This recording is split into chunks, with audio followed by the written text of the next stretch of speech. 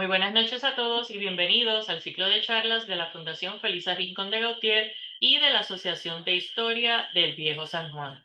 En la noche de hoy tenemos la charla que estará a cargo del doctor César Salcedo.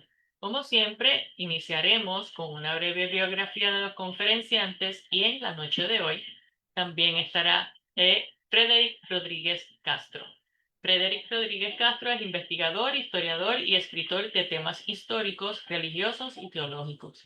Es egresado de la Universidad de Puerto Rico del recinto de Río Piedras y actualmente es candidato a doctorado en teología en la Universidad Interamericana de Puerto Rico.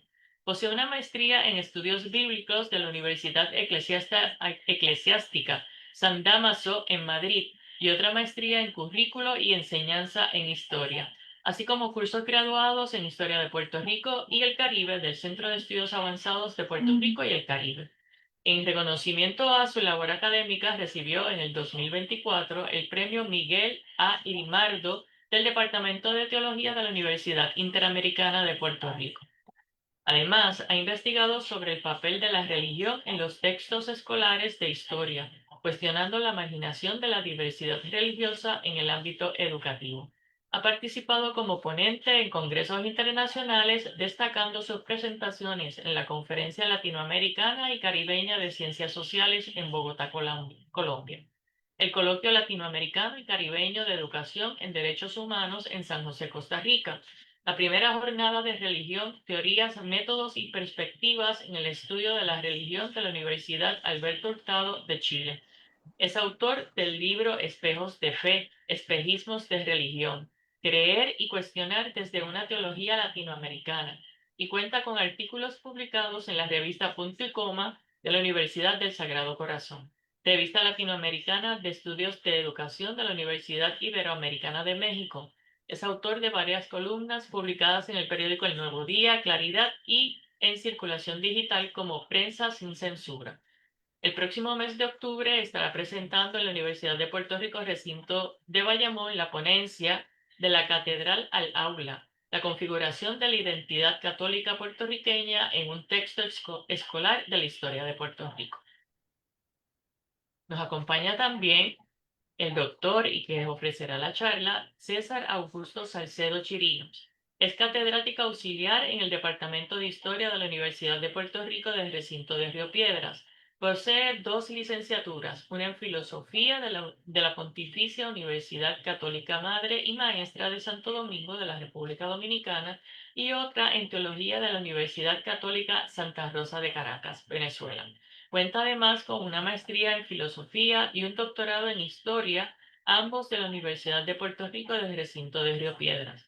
Con más de una década de experiencia docente, ha impartido cursos y seminarios en diferentes universidades del país y ha presentado más de un centenar de ponencias en congresos, simposios y conversatorios, tanto a nivel nacional como internacional. Sus temas de investigación están relacionados con la salud, la enfermedad y la práctica médica, así como las transgresiones y la vida cotidiana del clero de Puerto Rico. Ha publicado 4 libros, uno de ellos relacionados con los orígenes de la regulación del ejercicio de la medicina. También ha publicado capítulos en 8 libros y una veintena de artículos en diferentes revistas académicas, tanto nacionales como internacionales. Entre sus reconocimientos se cuentan una mención de honor en el Premio Blanca Silvestrini y el segundo lugar del Premio del Instituto de Literatura Puertorriqueña en la categoría de Investigación y Crítica. Es investigador asociado del Instituto de Historia de las Ciencias de la Salud del Recinto de Ciencias Médicas de la Universidad de Puerto Rico del Recinto de Ciencias Médicas. Este hermano venezolano, que en el mes de abril cumple 25 años de vivir en Puerto Rico, isla que se ha convertido en su patria, dice de sí mismo que es un borizuelano. Desde aquí colabora con organizaciones sin fines de lucro venezolanas que ayudan a mujeres embarazadas, enfermos de cáncer y envejecientes. Como siempre, al final compartiremos sus preguntas y le deseamos que disfruten este conversatorio. Con ustedes, Frederick Rodríguez y el doctor César Salcedo. Que disfruten. Doctor, comienzo yo. Sí, Buenas, comienzas tú. buenas, buenas noches a todos. De antemano quiero pedir disculpas si en alguna ocasión se va el sistema eléctrico de nuestro país. Creo que es algo que ya no debemos acostumbrarnos, pero sí avisarlo a medida que tenemos estos encuentros a través de la plataforma virtual. Primero que todo, quiero agradecer a la Fundación Casa y Museo Felisa Rincón de Utier y también al doctor César Salcedo Chirino, quien nos permitió en esta noche abordar parte de su libro. Y esta noche, pues, tenemos la dinámica de entrar en dos partes. En la primera, quiero compartir con ustedes una reseña que va a estar recientemente publicada en este 2025 en la revista Religión y Cultura en Chile. Todavía están en proceso de publicar el dossier, así que ustedes van a tener la premier de escuchar parte de esta reseña que hemos hecho a la hora de César Augusto Salcedo Chirinos. Um, Así que procedo a leer, voy a tratar de brincar algunos párrafos porque queremos que esta presentación sea lo más dinámica posible, pero antes pues depositamos una base. La reseña dice así: el estudio de la clase clerical en Puerto Rico representa un campo de gran relevancia para los estudios académicos y científicos, tanto en lo que respecta al fenómeno religioso como a la reflexión cultural. A menudo los historiadores que no enfocan sus estudios en la religión o la teología debido al laicismo conservador encuentran dificultades para comprender el papel del clero y su interacción con la comunidad colonial, especialmente fuera del ámbito de la Santa Sede, es decir, en las comunidades comunales, en las iglesias comunales, debo decir. La historiografía cultural, eclesiástica y religiosa de Puerto Rico se encuentra hoy con la aportación de la presente obra del profesor César Augusto Salcedo Chirino, quien es doctor de historia y posee una maestría en filosofía de la Universidad de Puerto Rico. Con tenacidad académica, más allá de la historia social y positivista, el autor como historiador intenta, y abro comillas, recuperar a un grupo de individuos que formaban parte de una institución importante en la historia de Puerto Rico y que la historiografía no ha desarrollado, cierro comillas, página 13. Como teólogo y ex sacerdote, se esfuerza por hacer justicia a esa historia oculta y los tratos que hay dentro del clero. En esta ocasión, el estudio del clero en Puerto Rico permite identificar sacerdotes transgresores en desavenencia contra la iglesia, los tratos no equitativos de las autoridades y el propio sentimiento de amor del ser humano que se encarna como expresión deliberativa en la sexualidad entre dos personas. La investigación, centrada en la vida cotidiana e historiografía eclesiástica, da lugar que desde una mirada centroamericana y caribeña se aporta una dimensión inclusiva y crítica. El autor ofrece una visión imparcial y enriquecedora que desafía las narrativas tradicionales, aportando un análisis más completo de los procesos históricos en la región. El análisis de los conflictos morales del clero secular en Puerto Rico revela tensiones entre la autoridad y las exigencias sociales que a menudo mostraban contradicciones entre su imagen pública y sus acciones privadas en un contexto de corrupción, privilegios de clase y cambios sociales. Estudiar estas transgresiones permite comprender lo mejor de las dinámicas sociales y religiosas de la época y su relevancia en la actualidad. Si se fijan, la portada y contraportada del libro, por parte de la editorial, es una referencia al cuadro de pintura más emblemático de la historia del arte de Puerto Rico. Están impregnadas con la imagen del cuadro El Velorio, del pintor puertorriqueño Francisco Oller y Cestero. Dicho cuadro del realismo puertorriqueño ofrece varias perspectivas culturales y religiosas de las costumbres y símbolos entre los siglos XVIII y XIX. La pintura es un reflejo crítico de la mirada de Oller sobre las actividades que entremezclan lo sagrado y lo profano. La portada enfoca la figura del sacerdote, que parece estar más pendiente a la costumbre secular que al deber moral eclesial. Una clara desavenencia de la iglesia y de los sacerdotes en Puerto Rico, quienes desde la mirada del profesor Salcedo Chirino transgredían la fe institucional. El prólogo, escrito por el investigador, historiador y sacerdote dominico Mario A. Rodríguez León, contempla la relevancia de los estudios sobre el clero católico como un tema separado de la institución católica. Como experto, resalta que esta obra es un gran aporte a la historiografía eclesial de la isla, al reenfocar el estudio de infracciones desde un contexto hispanoamericano.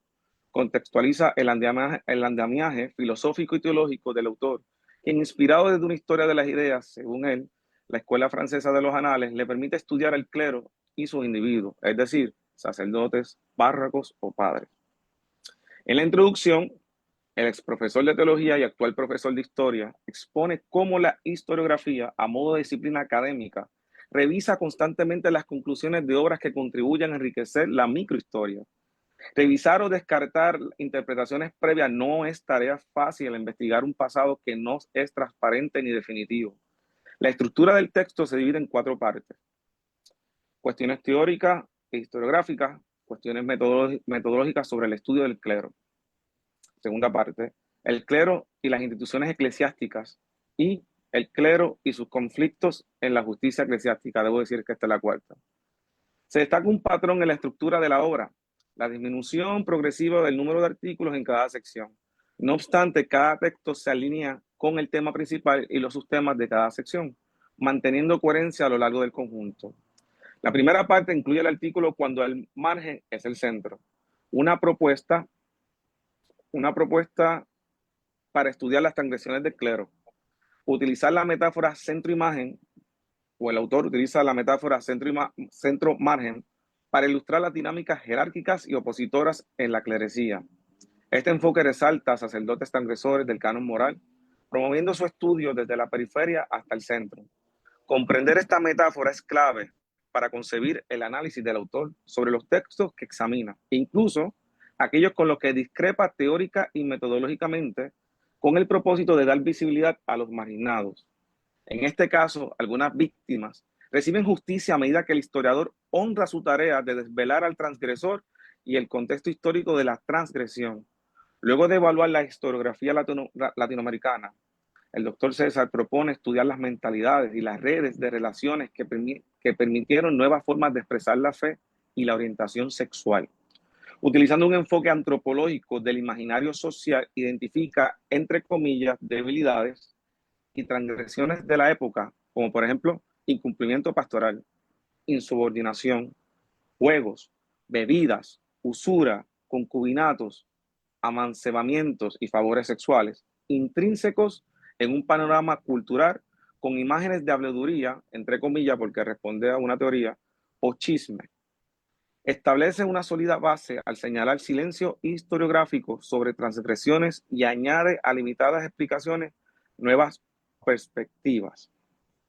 La segunda parte, compuesta por los artículos transvestidos para narrar el dato histórico como argumento literario y sonrojados los rumores y la presentación del sexo entre hombres en Puerto Rico del siglo XIX, analizan cómo el clero puertorriqueño decimonónico fue representado en la literatura.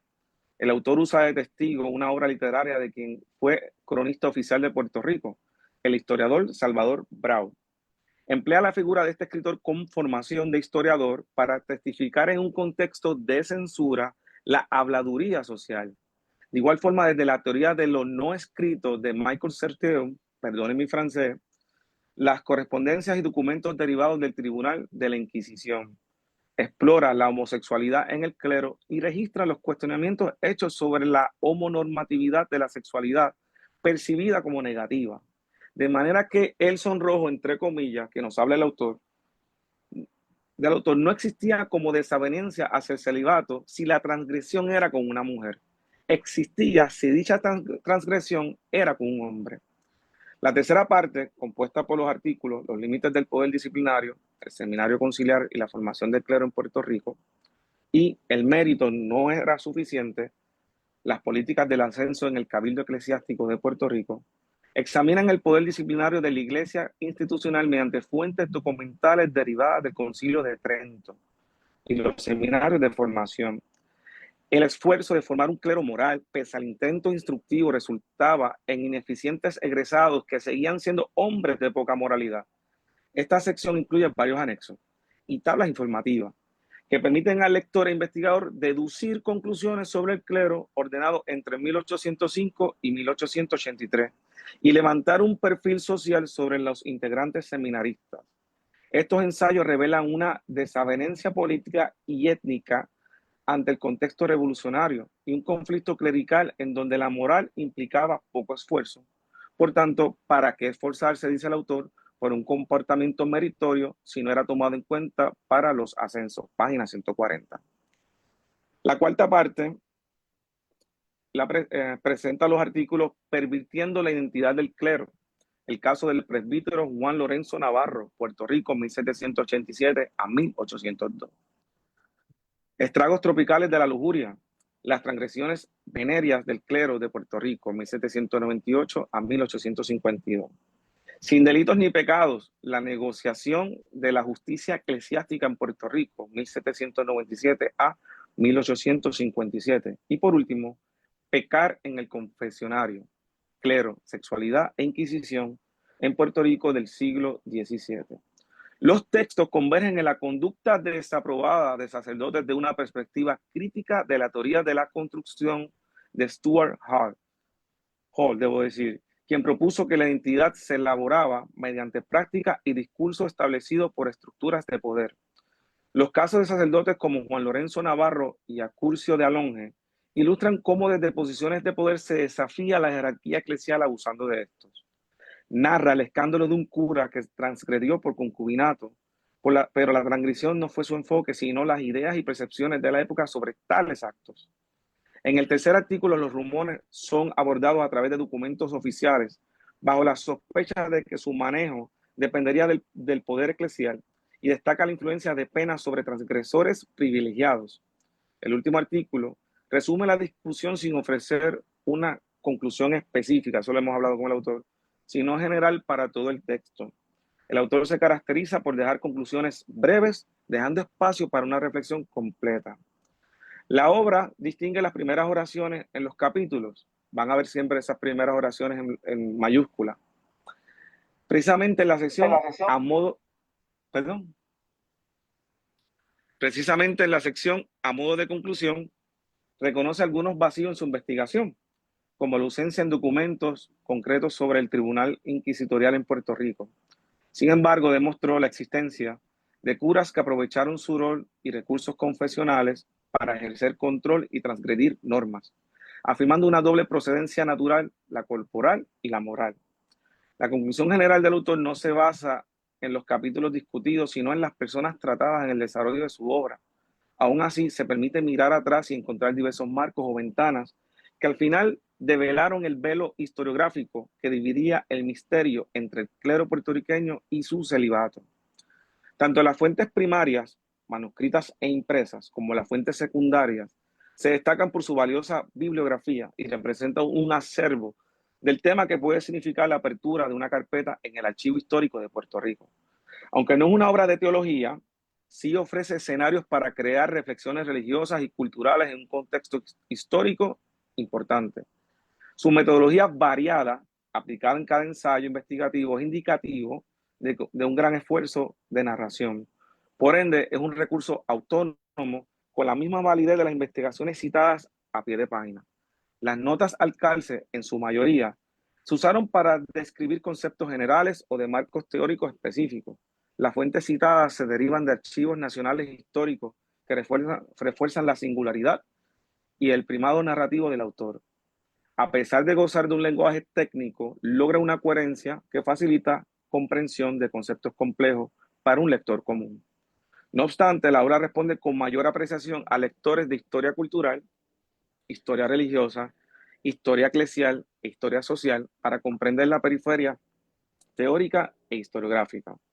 Para terminar, estas palabras son mayormente del prólogo y de Mario.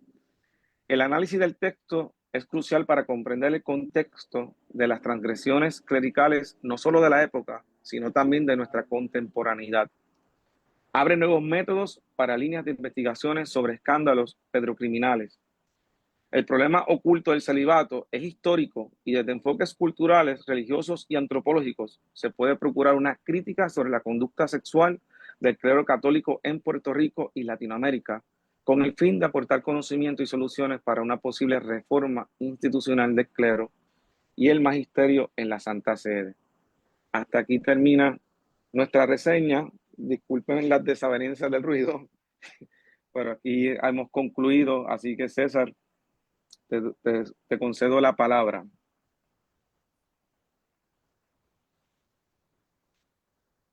Hola, buenas noches.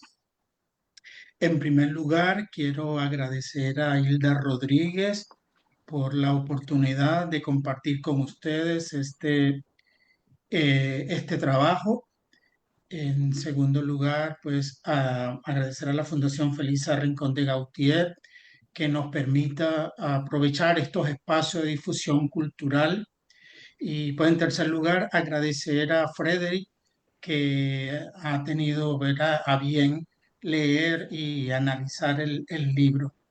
Este libro lo hemos presentado ya en varias ocasiones, así que es el primer estudiante de teología que presenta el libro, así que agradecido de Frederick por sus comentarios. Entonces, yo lo primero que digo es que yo soy profesor de metodología y de teoría de la historia. Y como cuando doy clase falta tanto material para que los estudiantes identifiquen maneras y formas de proceder de la disciplina, entonces yo lo que hago es que escribo de tal manera, ¿verdad?, que estos textos se puedan utilizar en un salón de clase para analizar metodología, para analizar teoría, para que sirvan para otras cosas. Así que el libro que estamos presentando está hecho en función de una defensa de la historia como disciplina académica. Eso es, ¿verdad? Eso es lo primero. Y segundo, lo que digo es que este libro tardó, desde cuando yo comencé a escribir esto en el 2007 y salió en el Wow, 2025.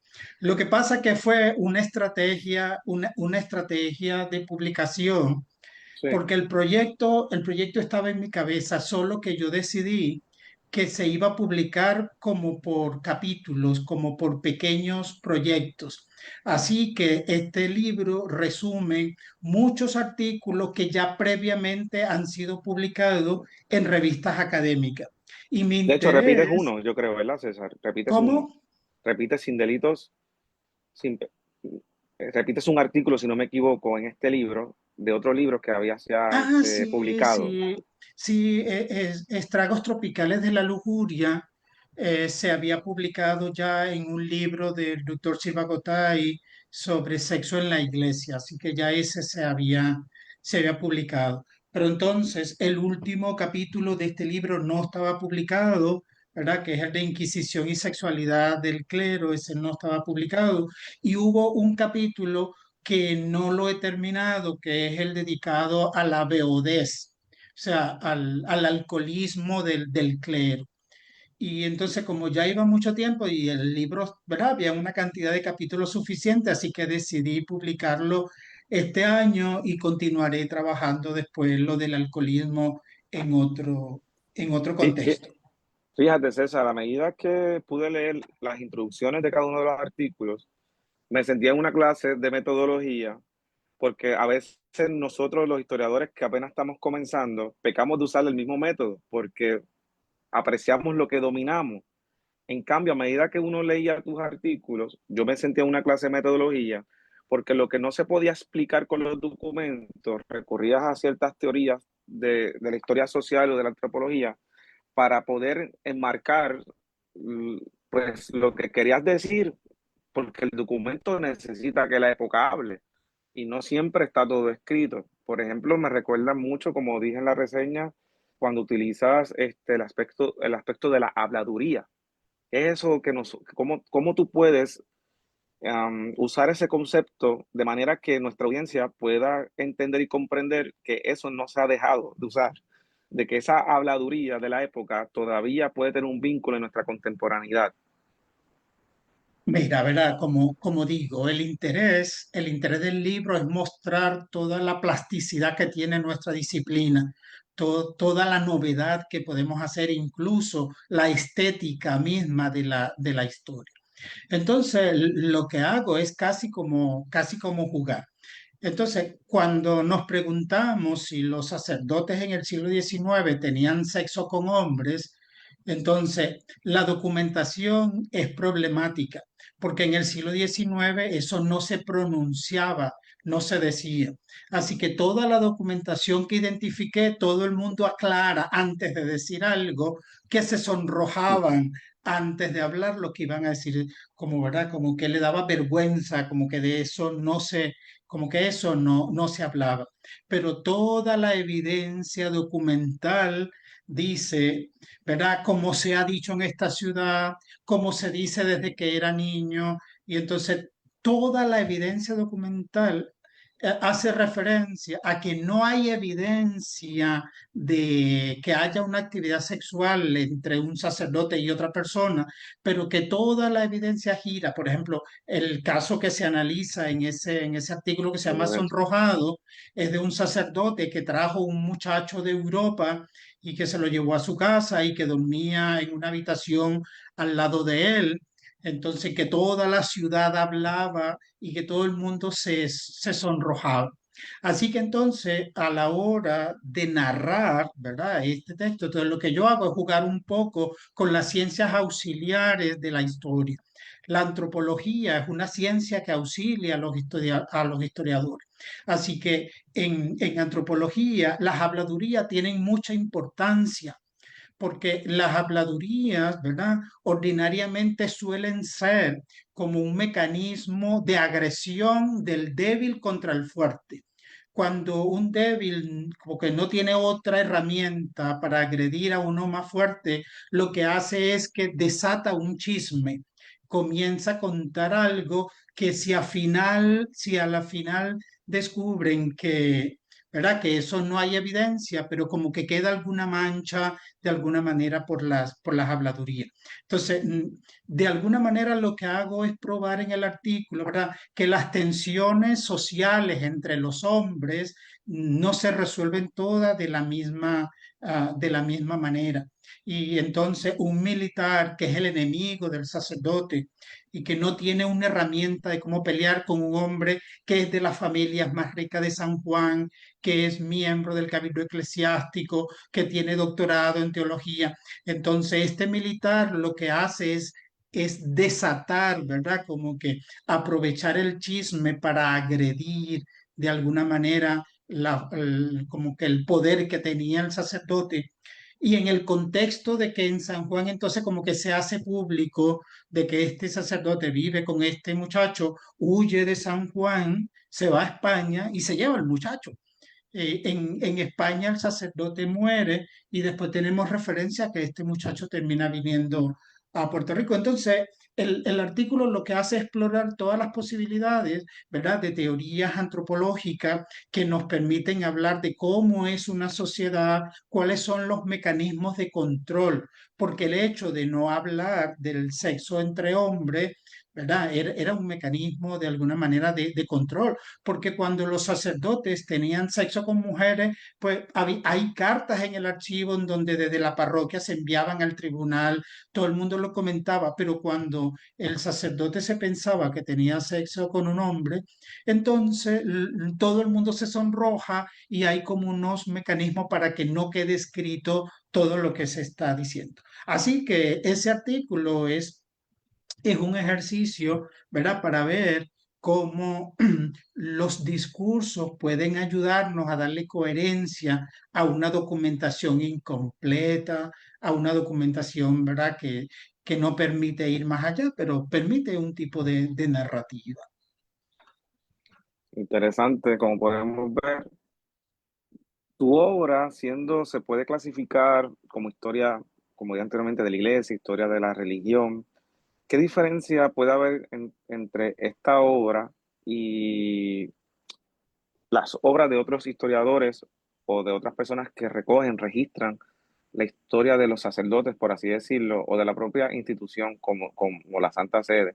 Por ejemplo, es muy conocido a veces cuando uno está investigando las obras de Antonio Cuesta Mendoza, por el lado, ¿verdad?, de la historia de la iglesia institucional y obviamente pues Mario es conocido por su trabajo con los sacerdotes o hacia el perfil de los sacerdotes católicos en Puerto Rico. ¿En qué aportaciones o contribuciones puede tener tu obra o en qué se diferencia?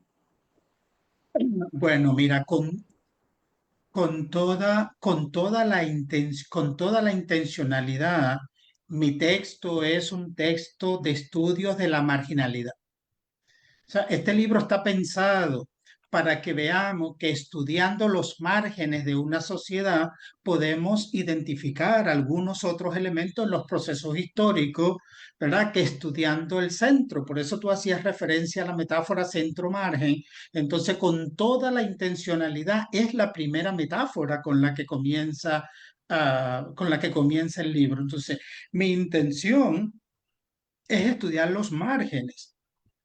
Entonces, al estudiar la marginalidad, yo decido incorporar un grupo de sacerdotes sobre lo que no se había escrito.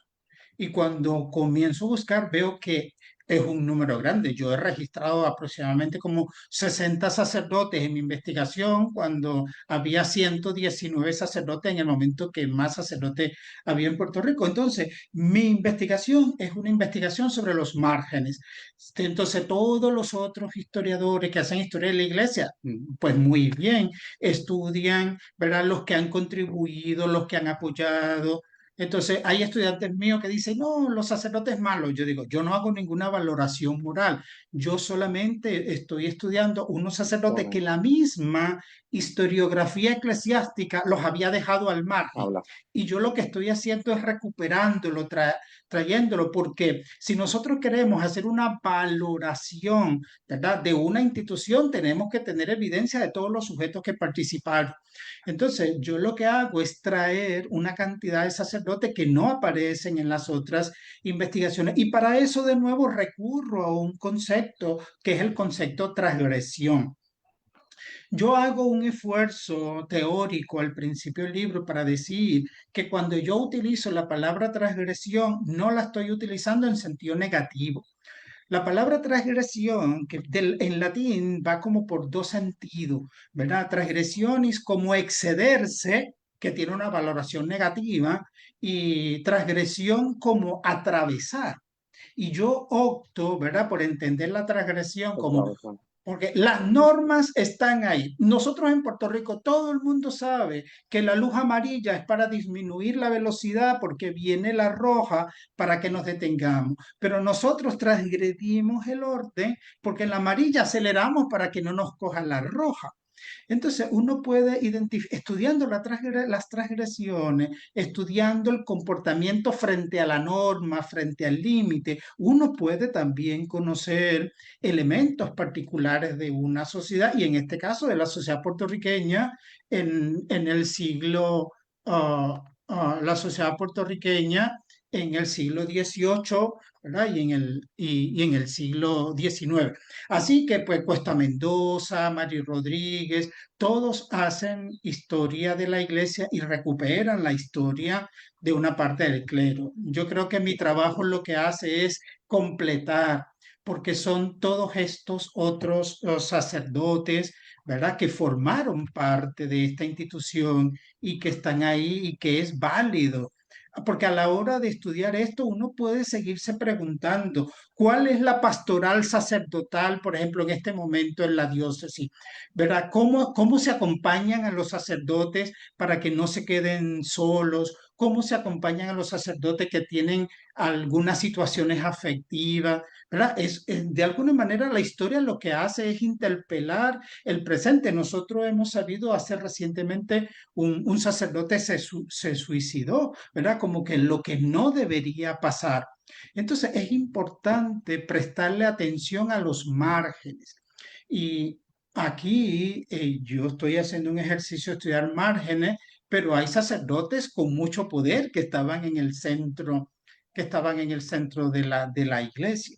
Así que estos sacerdotes que yo estoy estudiando, de verdad, desde estudio de marginalidad, lo que hacen es completar como el marco del clero de Puerto Rico en el siglo XVIII y XIX.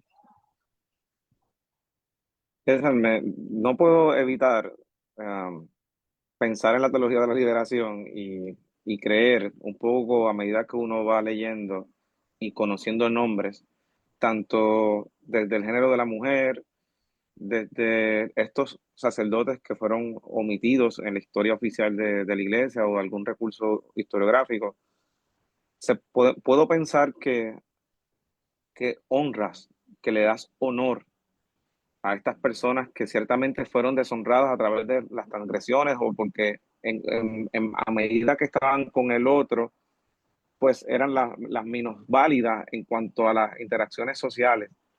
A mí entender, pues usted hace, usted rescata, le da honor da honor donde hay vergüenza en estas personas. Poniendo un poco, estoy pensando más a las personas afectadas por el poder, por el que domina. Lo vistes así, haces historia teniendo en cuenta en devolver ese honor. Ahí de una vez anexo otra pregunta.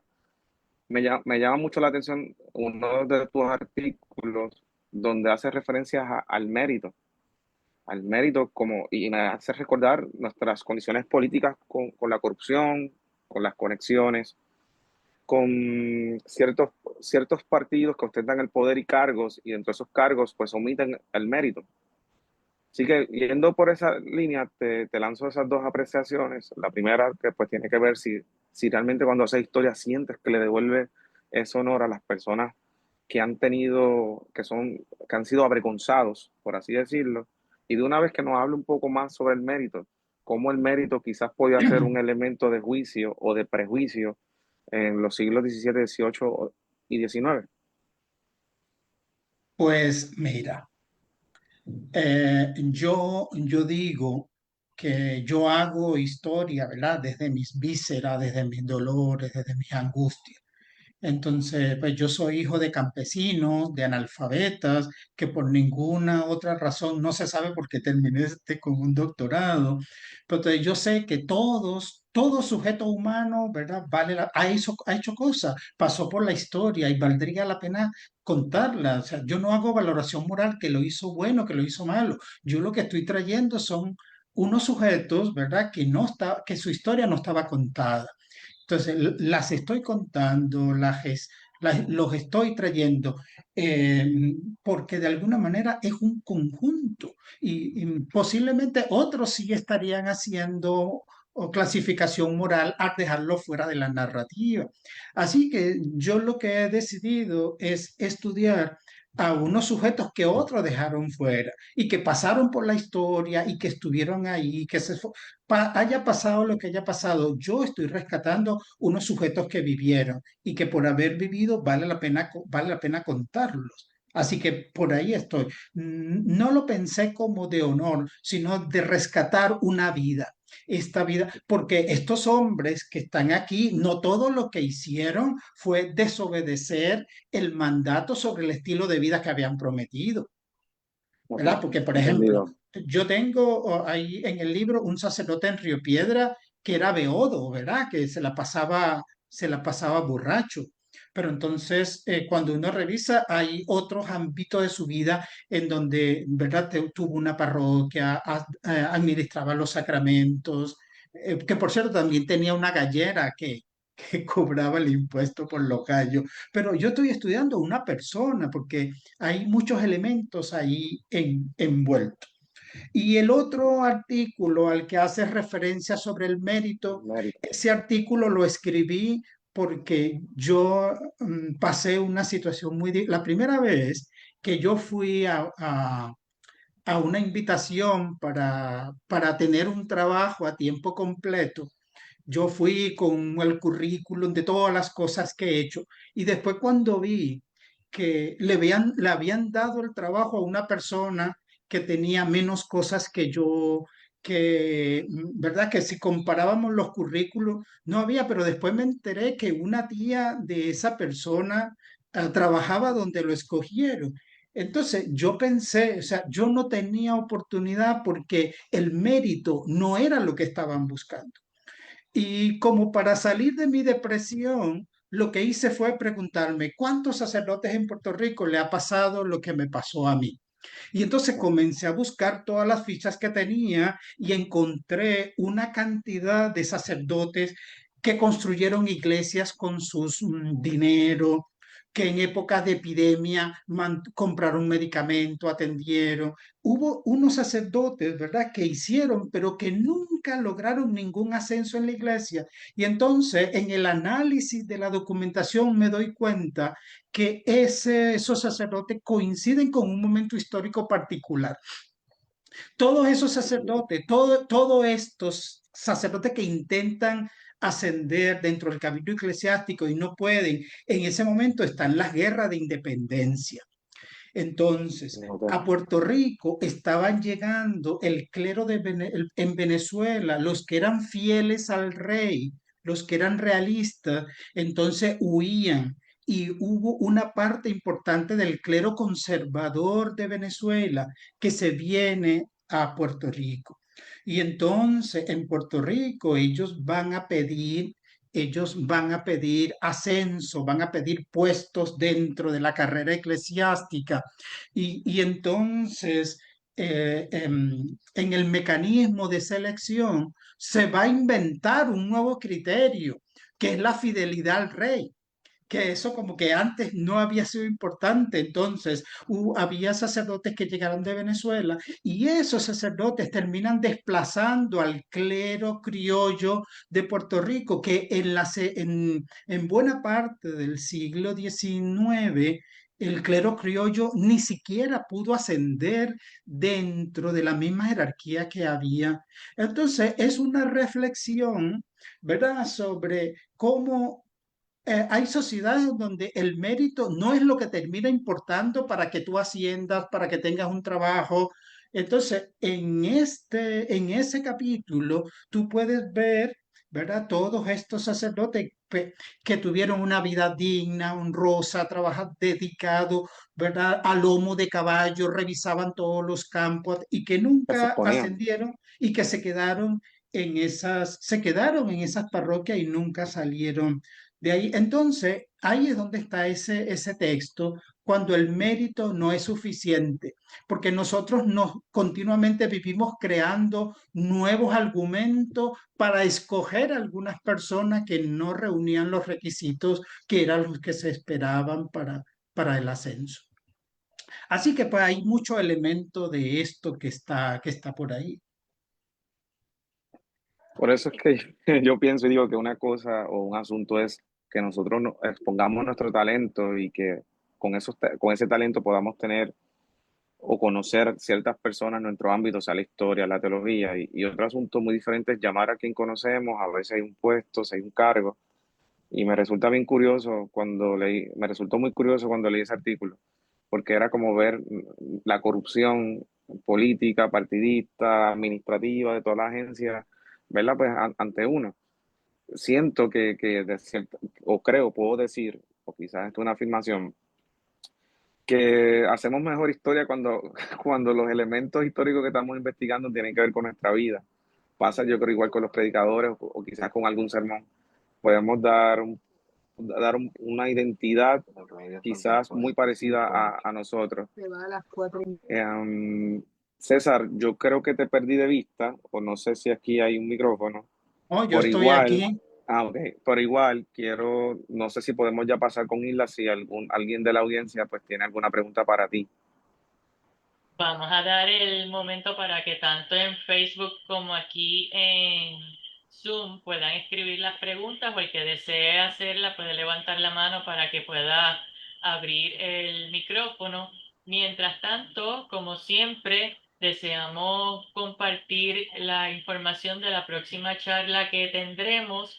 La misma será el próximo 25 de septiembre. La charla se titula El Viejo San Juan y las amarras de poder, a cargo de la doctora María de los Ángeles Castro Arroyo. Así que las personas que estén Excelente. interesadas en esa charla, recuerden enviar un mensaje de texto para que reciban el enlace de Zoom de la misma.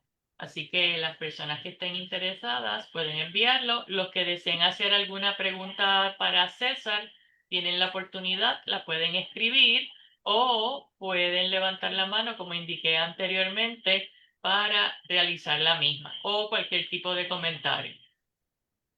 Así que Vamos a esperar un minutito, como indiqué, que siempre en Facebook es un poquitito más tarde lo que se recibe.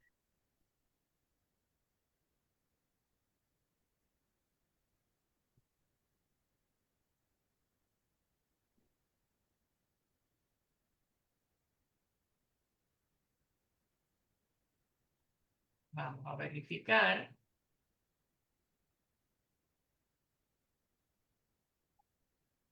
Pregunta Lisbel Nieves si podrían compartir algunas anécdotas o historias de algunos clérigos.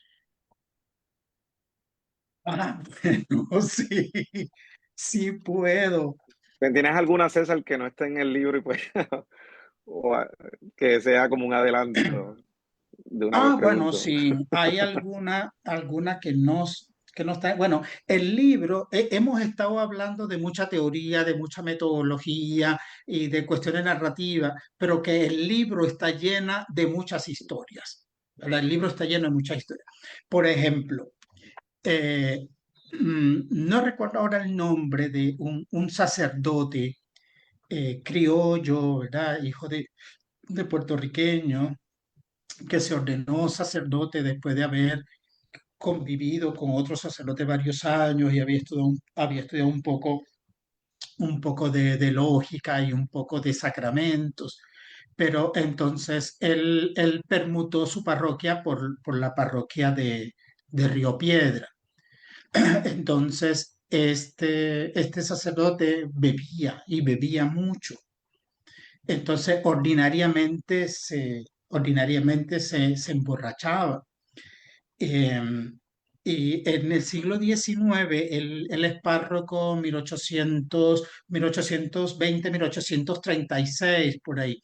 Entonces, en ese momento, la comprensión de la vida era que si yo me muero, yo debo haberme confesado previamente y comulgado, ¿verdad? Y que después que me muera hay un funeral en donde el sacerdote echa agua bendita sobre el ataúd antes de enterrarlo, ¿verdad? Recordemos también que muchos entierros se hacían en las iglesias o en los alrededores. Pues entonces en Río Piedra había un problema porque algunas veces llevaban el muerto para la iglesia y el sacerdote no bajaba a hacer los responsos porque estaba borracho. Ebrio. Entonces, hay una circunstancia que es donde la familia del difunto, ofendidos porque el sacerdote no bajó a echarle el agua bendita para el entierro, porque como todo el mundo protestaba, entonces dice que desde una ventana echó agua con un recipiente eh, para que lo dejaran tranquilo y entonces que se fueran a enterrar a su muerto. Y este es, en el tribunal eclesiástico llega información de que hay testigos de que lo veían que a veces que se llevaba los instrumentos para celebrar la misa, específicamente se llevaba el cáliz y entonces en el mismo cáliz que consagraba también bebía aguardiente. Entonces hay suficiente documentación, ¿verdad?, para hablar de una persona que tiene un problema que tiene un problema con la bebida. Y otros sacerdotes que tenían problemas, y estoy hablando de la bebida porque ese fue el artículo que no escribí para este libro. Entonces, hay sacerdotes, pues, que en algún momento que ni siquiera le aplicaban el derecho canónico, ¿verdad? Que debía haber una suspensión del ministerio. Y, por ejemplo, hay un sacerdote que terminan enviándolo al hospital militar, dice la documentación, porque estaba malo de la tubería y me costó mucho. Unos médicos, amigos míos, me dicen que era una forma de hablar del tubo digestivo, que parece que excretaba mucha sangre y entonces estaba continuamente ebrio y se muere se muere en el hospital. Entonces también hay un sacerdote en 1799, 1805 en Patillas, que tiene un problema en la catedral porque él era el sacristán. Entonces llegó un muchacho de una familia más acomodada y querían ponerlo de sacristán y cuando a él le van a quitar el ser sacristán se molesta y hay unas disputas dentro. Entonces el obispo sabe que él no tiene muchas luces y el obispo decide entonces que le tienen que hacer un examen de moral para poder permitirle confesar y como él se niega a que le haga el examen de moral, entonces lo suspenden y entonces él se va para Patillas, a casa de su madre. Y entonces ese caso nos permite ver cómo vivían los jíbaros. Ahí se describe la ropa que tenía, porque dicen que no se vestía como un hombre decente, sino como, ¿verdad? Y que bebía, que bailaba con ellos, incluso nombran tipos de baile que están ahí. Podemos describir también qué era lo que se hacía, por ejemplo, el día antes del día del difunto, porque hay unos testigos en el juicio que describe cómo bebieron, cómo bailaron, cómo cantaron un día antes. Entonces, en torno al alcohol, podemos describir unos comportamientos comunes. En una de las conclusiones del libro es que a los sacerdotes lo único que se les pedía es que fueran unos hombres con un comportamiento distinto a los hombres normales y que ellos no lo hicieron. Ellos se comportaron como hombres comunes y corrientes, con mujeres, con hijos, con borracheras, con peleas a puño, yendo a jugar gallo, peleándose entre alcaldes. O sea, el libro lo que describe es que hay el proceso de educación de la iglesia en el siglo XIX, lo que intentaba era como borrar los marcadores ordinarios de la masculinidad, que no tenga mujer, que no tenga hijo, que no esté en la calle, que no beba, que no baile. Y resulta que en Puerto Rico los sacerdotes los encontramos en esos contextos. Y algunos sacerdotes estaban en estos contextos y no era un problema hasta que chocaba con otro sacerdote que tenía posiblemente un poco de más poder que él y eso se convertía entonces en un reclamo en el tribunal eclesiástico.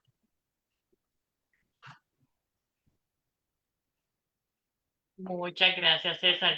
Verificamos si tenemos algunas otras preguntas o comentarios.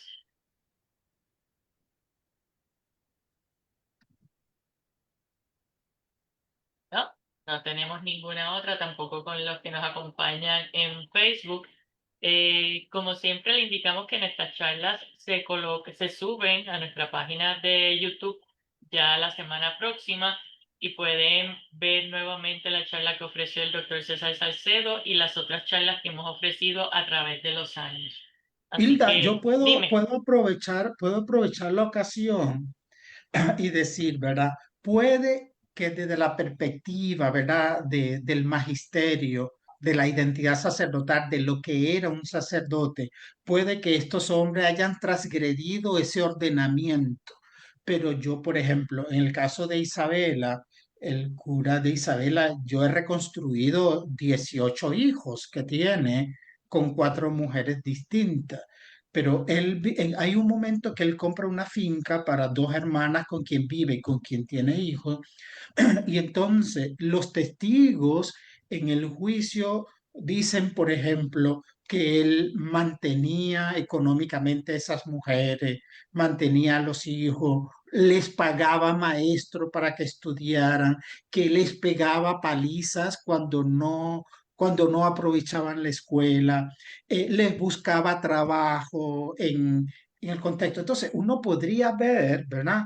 Que lo que está operando ahí es un comportamiento de un padre que quiere el bien para sus hijos. Él habrá transgredido la normativa eclesiástica de cómo vive un sacerdote, pero él está cumpliendo las prerrogativas, lo que debe hacer un padre para que sus hijos salgan adelante, lo podemos identificar muy bien en ese caso. Bien, bien. El libro se puede, perdona, el libro se puede conseguir en las librerías del país. Sí, sí, bueno, en San Juan está en todas. El Laberinto es la que lo está distribuyendo, así que si uno vive en alguna parte de Puerto Rico que no hay librería, pueden llamar a Laberinto y se comunican con Javier y pueden enviarle el libro. Pero también está en Casa Norberto en Río Piedra, está en Casa Norberto en Plaza Las Américas. Está en Ponce, no recuerdo cómo es que se llama la librería El de Candil. Ponce. El Candil también está en el Candil. Y sé que se está moviendo también, que la gente puede pedir al laberinto y entonces el laberinto lo envía. Muy bien. ¿Alguna otra cosa, Frederick, dentro de las curiosidades tuyas como Pues, estudiante? pues mira, yo tengo aquí marcado y siguiendo la línea de la pregunta del oyente, un poco, pues cuando uno va leyendo el libro, pues como dije anteriormente, uno como lector primero va identificándose con algunos elementos y yo quiero comentar para pasar la pregunta que estoy viendo ya en pantalla, quiero leerle una parte de tu libro, página 51, sobre las prohibiciones. Se prohibía que participaran en convite, bailes, juegos de azar, negociaciones económicas, entre otras cosas. Este discurso fue reproducido para Puerto Rico en el Sínodo de 1645, en donde se exigía hábito, talar oscuro, tonsura, barba pareja, y está subrayado ahí, y redonda, además de provisiones de adornos de plata y oro, de negociaciones relacionadas con la usura, el porte de armas, la participación en juegos prohibidos, cantar, tocar instrumentos, salir por las noches, participar o ver comedias, amancebarse o tener mujeres sospechosas en las casas. Yo creo que si estas prohibiciones existen, es porque ocurrían. Yo subrayo, César, la parte de la barba porque pues, me recuerda un concilio aquí en Puerto Rico que tiene una exigencia tanto hacia las mujeres como hacia los hombres, inclusive a los hombres, quiero decir. Y he visto compañeros siendo expulsados porque no se afeitan, ¿verdad? Y así que a mí no se me hace tan ingenuo muchas de estas provisiones. Isla, vi una pregunta y quiero, ¿verdad?, respetar el tiempo, la pregunta Sí. de la audiencia. Pregunta Lizeth Fast, ¿cómo ha recibido la Iglesia Católica el libro? Bueno, esto se ha recibido de una forma plural. Por ejemplo, los sacerdotes que son historiadores no han tenido ningún problema con el libro. Incluso el profesor Picot, que era jesuita, cada vez que encontraba un sacerdote en sus investigaciones me daba la ficha para que yo lo incorporara a mi investigación. Entonces, otro, por ejemplo, Wow. Mario Rodríguez, que es dominico, escribió el prólogo del libro porque Mario cree que esta investigación había que hacerla, pero también sé de amigos míos que tienen en su Facebook amigos sacerdotes y cuando pusieron la imagen de mi libro, los sacerdotes le reclamaron de que por qué estaban promocionando, de que por qué estaba promocionando ese libro. Sé de algunos sacerdotes que han hecho comentarios, ¿verdad? Pero el libro no pretende en ningún momento, ¿verdad?, agredir a nadie, no. El libro es un ejercicio de la historia como una disciplina académica. Así como estudié los sacerdotes, pude estudiar médicos, pude estudiar abogados, ¿verdad? Es un ejercicio. Entonces, pero ha sido bien interesante porque mucha gente me ha escrito y mucha gente se ha detenido para contarme. Y yo cuento esto siempre porque a mí me impactó mucho, porque yo fui a un lugar en donde estaban hablando de mis investigaciones y una señora esperó que yo me quedara solo aparte porque me dijo que tenía algo que decirme. Y me dijo que me agradecía tanto que yo hubiera escrito este libro porque ella tenía como 18 años odiando a su madre muerta, porque ella cuidaba a su mamá enferma y cuando su mamá se estaba muriendo, lo último que le dijo a ella es que su hermana menor era hija del párroco. Y la mamá le dijo eso y se murió. Y ella como que no le dijo nunca a nadie nada de eso. Y cuando ella leyó, pues que están todas estas mujeres y que hay todas estas negociaciones, entonces ella dice que eso le sirvió para perdonar a su mamá. Porque ella como que había Oh, pensado pues que su mamá había sido mala en alguna condición. Y pues a mí eso, a mí como, eso me impactó tanto y como que me alegró, porque en el fondo de lo que estamos hablando es de seres humanos. Y los seres humanos por la condición misma de humanidad, ¿verdad? Es muy difícil mantenernos como en una línea absolutamente recta y el día menos pensado uno termina haciendo lo contrario de lo que uno ha dicho. Así pues que mi intención no es hacer daño a la iglesia, más bien yo he dicho muchas veces que yo espero que mis investigaciones sirvan para revisar la planificación, ¿verdad?, de la pastoral sacerdotal, porque el mundo de los sacerdotes, si no se maneja bien, suele ser como muy solo. Así que de repente pueden terminar pasando cosas que ni siquiera pensaron hacer. Así que hay que estudiar, ¿verdad? ¿Qué se hace? ¿Cómo se acompañan a los sacerdotes? Así que mi libro pretende, ¿verdad? De alguna manera comprender el mundo actual. Y, por ejemplo, yo no creo que un sacerdote se vaya a molestar porque en mi libro hay sacerdotes que tienen sexo con hombres y que tienen sexo con mujeres, porque nosotros eso lo sabemos. O sea, yo recibo continuamente correos electrónicos que me cuentan de los párrocos que descubrieron cosas. Yo siempre digo, yo no hago sociología, yo ni hago historia del presente, pero entonces ahí pasan cosas. Entonces, el libro lo que pretende, ¿verdad? En primer lugar, es un libro que pretende reivindicar la historia como una disciplina académica novedosa, con unas posibilidades. Y segundo, que hay unos sujetos que hay que recuperar para la historia porque estuvieron ahí. Y es interesante porque todo este clero, muy pocos terminaron siendo suspendidos del ejercicio del ministerio.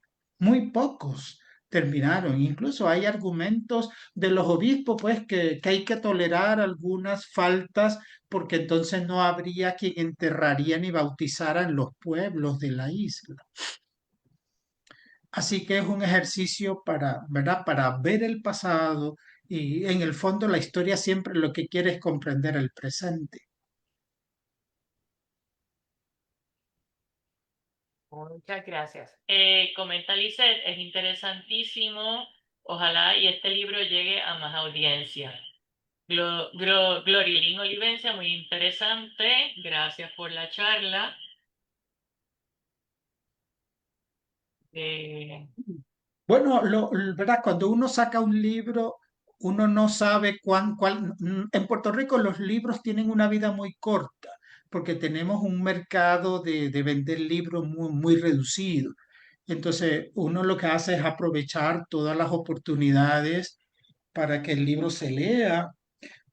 Y yo digo, en este libro hay muchas cosas que hablar, hasta pues me pueden invitar a un café y vamos a una cafetería y nos tomamos un café y podemos seguir hablando de estas cosas. Y los que tengan interés en la historia como de una disciplina académica, pues también hay un espacio, ¿verdad?, para identificar en el libro maneras de cómo la disciplina puede proceder para hacerse efectiva. Pregunta Lisset Faz si tiene en sus planes venir al área oeste a presentar el libro. Creo que soy mal ahorita con la fecha, creo que hace tres Sí, semanas, no, perdón, hace 2 semanas estuvimos en la Universidad de Puerto Rico, también. Mayagüez, y allá tuvimos una actividad y entonces se presentó el libro.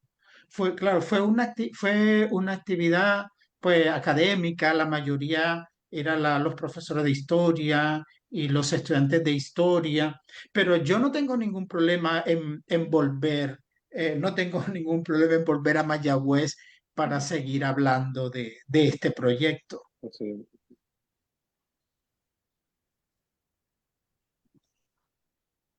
César, Ahí estoy tienen, presentando la portada.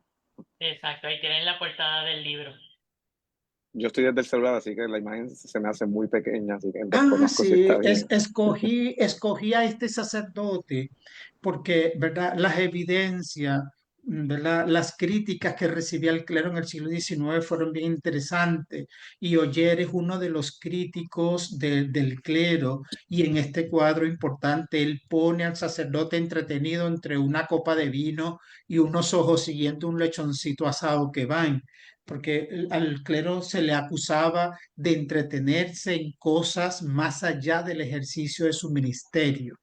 Y eso, esa crítica que hace Oyer en la pintura, entonces yo aprovecho y la plasmo, la pongo como portada del libro, porque de eso es lo que estamos hablando, evidencias en un proceso histórico donde la literatura, la pintura, los mismos, y eso que yo no he podido ver los juicios eclesiásticos propiamente. Yo todo lo que tengo es la reconstrucción que he hecho alrededor, porque la documentación de lo que pasó en el juicio, esa documentación en Puerto Rico no está disponible para investigadores. Los casos que tengo son de otras jurisdicciones, pero lo que yo he hecho es reconstruir toda la información con todo lo otro que se me permite ver.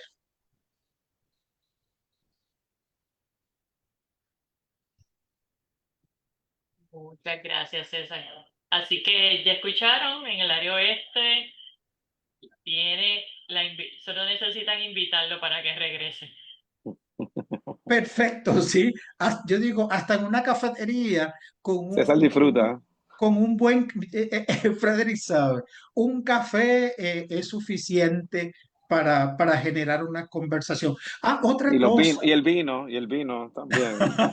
otra cosa, este libro está fácilmente para leer porque usted puede leer por donde usted puede empezar por donde usted Donde quiera, quiera, porque todos los artículos son artículos independientes, independiente. pero que después hacen un conjunto, pero se puede leer por donde quiera. La mayoría de la gente me ha dicho que lo primero que ha leído es el último capítulo, que es cuando los sacerdotes utilizan el confesionario para pedir sexo.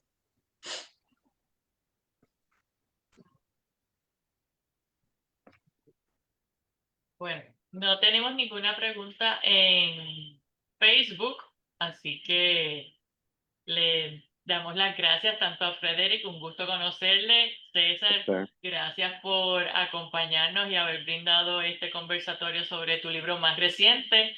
Así que a todos los que nos acompañaron, gracias y les esperamos en la charla del 23 de septiembre y pueden participar nuevamente de ver la charla de César en el canal de YouTube y las anteriores que hemos brindado. Muchísimas gracias a todos y muy buenas noches. Buenas noches. buenas noches.